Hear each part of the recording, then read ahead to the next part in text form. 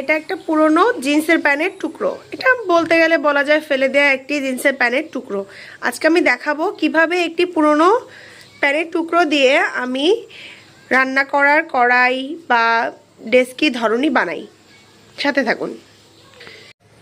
কাপড়গুলোকে আমি এইভাবে টুকরো করে নিয়েছি। জিন্সের প্যান্টগুলোকে খুব বড় টুকরো করি নাই, কারণ বেশি বড় টুকরো হলে কড়াই ধরতে খুব একটা সুবিধা হয় না।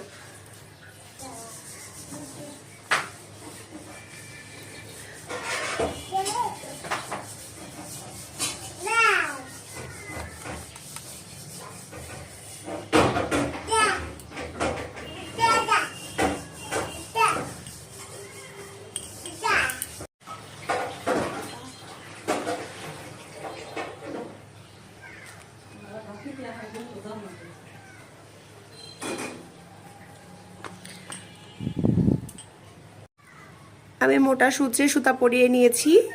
বড় সুচ নিতে হবে, সেটা না হলে আমাদের সেলাই করতে অসুবিধা হবে। প্রথমে আমি ধারগুলো দিয়ে দিব সেলাইয়ে।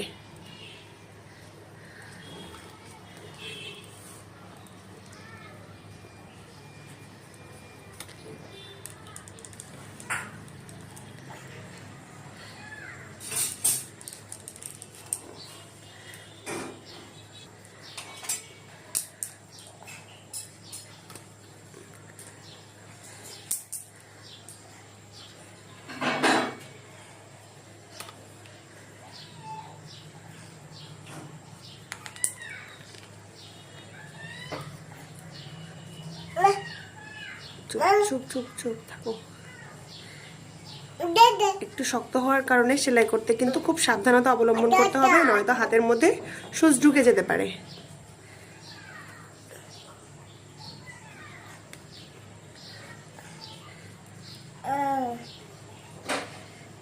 এইভাবে করে আমি 4 ধার সেলাই করে নেব।